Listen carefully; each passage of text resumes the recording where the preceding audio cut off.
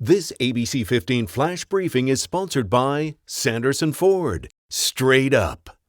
Hello, I'm Faye Fredericks with your top stories from ABC15 Arizona. For the first time, Arizona has less than 10% of ICU beds available for the entire state. The gray portion of this chart is shrinking over time, showing how many licensed ICU beds are left. More medical staff now on the ground in Arizona, even more scheduled to arrive over the holiday weekend. ABC 15 going inside a state warehouse where Arizona's Division of Emergency Management has supplies ready to go if or when field hospitals are activated. On Wednesday, the vice president said 500 medical staff are on their way to Arizona, but today the National Guard clarified that 152 are on their way now, with more than 60 arriving this weekend, and they're working on contracts to get that up to 500. We're in the process right now of letting a contract for that. The contract is in final review. We have a vendor, and we're hoping that once we get those folks on contract, the need for these federal assistance folks will be relieved. The general tells us if the state needed to bring St. Luke's online, which at this time they don't, they said there would have to be another contract for that, and it would need staff as well.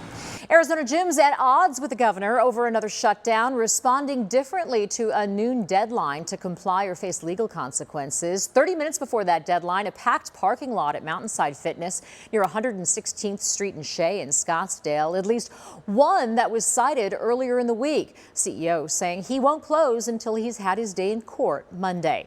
Meanwhile, Lifetime Fitness agreeing to close its exercise areas and gyms until Monday evening. The health department says other club amenities can stay open. Tracking your most accurate forecast, I'm Chief Meteorologist Amber Sellens, and it's going to be a hot and dry 4th of July. Temperatures on the rise here through the 4th of July weekend. And here's a look at tomorrow in the valley. Temperatures near 90 degrees as early as 8 o'clock in the morning. Highs soaring in the afternoon to about 109 across most of our valley hotspots and across the state. Look for highs at 110 or more in Bullhead City and Lake Havasu City. Flagstaff tomorrow at 84, highs in the 80s in Heber and Show, and at some of those spots across northern Arizona and along the rim where we could see shower and thunderstorm development again in the heat of the day tomorrow. Pretty spotty at best, and then the entire state will dry back out again for Sunday and early next week as this forecast stays really hot. Highs up near 110 for the start of next week here in the valley and not dropping below 108 for the next 7 days.